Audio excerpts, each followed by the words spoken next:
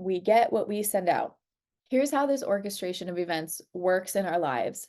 If we have experienced suffering and within our minds and bodies, we hold that suffering and express it through our thoughts and feelings, we broadcast that energetic signature into the field. The universal intelligence responds by sending into our lives another event that will reproduce the same intellectual and emotional response. That's why subconscious mind and the awareness of what we have in our subconscious is so important, because we can be accidentally magnetizing to things we don't want because of our internal subconscious desire to protect ourselves. And we might be magnetizing to something out of our wounding or out of trauma or out of fear that's not relevant, not real anymore, from the past. Those little plant bugs that come in the soil. So when you replot your plants, you have to boil water and pour it through the new soil before you, and then of course let it cool, by the way, so you don't scorch your roots, but then change your plants over. Okay. Because otherwise these little freaking bugs come out of the soil. It's so annoying. Okay. So you need to know what's in your subconscious mind. And I call that like the soil of your subconscious mind. When you're uprooting weeds, don't just pull the tops off of things. Realize that underneath there's some energetic stuff that needs to be cleared so that you can actually heal for real, not magnetize to the same broken type relationship, and also not hope, like not have your highest hopes be influenced by your lowest lows. Okay? Okay. Shout out to SeedSoilWater. Go to SeedSoilWater.today. That's the website. And there's a mindset rejuvenation collection there. There's also tons of free resources through Seed Soil Water Spa, the sister channel to this one, where I have experiences that you can go and immerse yourself into at the audio spa. Put on your headphones, chill mode, and allow the experience to be conjured up within you so that you can then emit and magnetize to a different frequency, away from suffering, away from hopelessness. Okay. The universal intelligence responds by sending into our lives another event that will reproduce the same intellectual and emotional response. Our thoughts send the signal. If the thoughts are saying I'm suffering and our emotions are suffering, it will draw into our lives an event to match that emotional frequency. And by the way, I believe this is kind of like more macro as in like what's your general, like it's not going to completely throw off your whole life that you had a weak moment, but what's the general, like most consistent, most of the time frequency that you're emitting?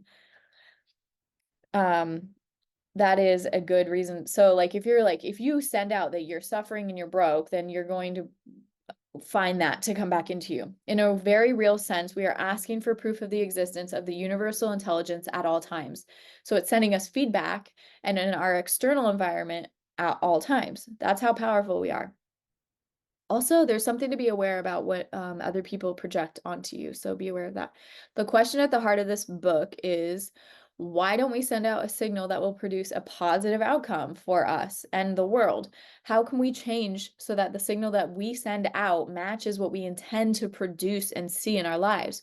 We will change when we fully commit to that belief that by choosing the thoughts and the feeling signals that we're sending out, we will produce an effect that is observable and unexpected. Well, in a way expected, but unexpected because we can't predict how it's going to happen. With this objective intelligence, we are not punished for our sins, that is our thoughts, feelings, and actions, but by them. When we project into the field a signal based on the thoughts and feelings such as suffering produced by some undesirable experiences in our past, it is any wonder that the field responds in the same negative way. How many times have you uttered these words or very similar ones? I can't believe it. Why does this always happen to me? Based on your new understanding of the nature of reality, do you now see that those statements reflect your acceptance of the Newtonian Cartesian model in which you are a victim of cause and effect? Do you see that you are fully capable of causing an effect yourself? Do you see that instead of responding in the manner above, you could be asking yourself, how can I think, feel, and behave differently to produce the effect and the result that I want? Our mission then is to willfully move into the state of consciousness that allows us to connect to universal intelligence, make direct contact with the field of possibilities and send out a clear signal that we truly expect to change and to see the results that we want in the form of feedback produced in our lives. That was a little rough. Let me try it again. Our mission then is to willfully move into the state of consciousness that allows us to connect to universal intelligence, ET phone home, make direct contact with the field of possibilities, which is just all of the electron bubbles that are floating around us, that in waveforms, waiting to appear as a real 3D thing, send out a clear signal that we truly expect to change and to see the results that we want in the form of feedback coming back to us, because we're magnetizing, zing, to the life and the experience that we choose to have. Ask for quantum feedback. When you do create purposefully, request a sign from the quantum consciousness that you have made contact with it. Dare to ask for synchronicities related to your specific desired outcomes. When you do, you are being bold enough to want to know that this consciousness is real and that it is aware of your efforts. That's encouraging. Once you accept this, then you can create in a state of joy and inspiration. It's excitement for me. I kind of use this analogy all the time, not kind of, I do. I use this idea, this concept of 10 days till, 10 days, because it's something that I've practically have bottled up inside me. I traveled so often during, what year was it? 2017? I was constantly, there was another trip coming up.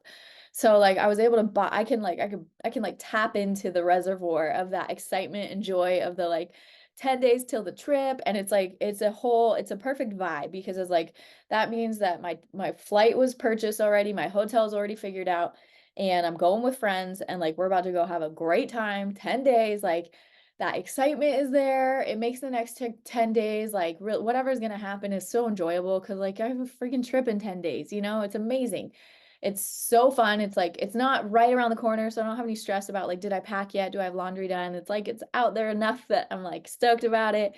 Everything's handled with it, and I'm super excited about it. And I'm going to be in this happy mood for the next 10 days until my trip, and then on my trip.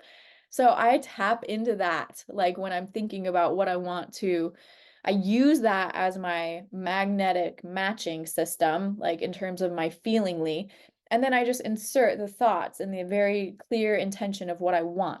Okay. So, but this idea of asking for feedback, I have not remembered that. So that's a cool thing to remember. This principle asks us to lay down what we think we know, surrender to the unknown, then observe the effects in the form of feedback in our lives. And that is the best way that we learn. When we get positive indications, when we see our external circumstances shift in a favorable direction, we know that whatever we did inside of us was right. Naturally, we'll remember what we did so we can do it again. So when feedback begins to occur in your life, you can choose to be like a scientist in a process of discovery. Why not monitor any changes to see that the universe is indeed favorable to your efforts? And prove to yourself that you are that powerful. How can we connect with this state of consciousness? Quantum physics is nonsense. Get it? Newtonian physics postulated that there's always a linear series of interactions that are predictable and repeatable. If A plus B equals C, then C plus D equals E plus E equals F. But in the wacky world of the quantum model of reality, everything is intercommunicating within a higher dimensional field of information that is holistically entangled beyond space and time as we know it. Phew. One reason why quantum physics is so elusive is that for years we have been accustomed to thinking based on our senses. If we measure and reaffirm reality with our senses, we are stuck in the Newtonian paradigm. Instead, the quantum model demands that our understanding of reality not be based on our senses. Quantum physics is nonsense.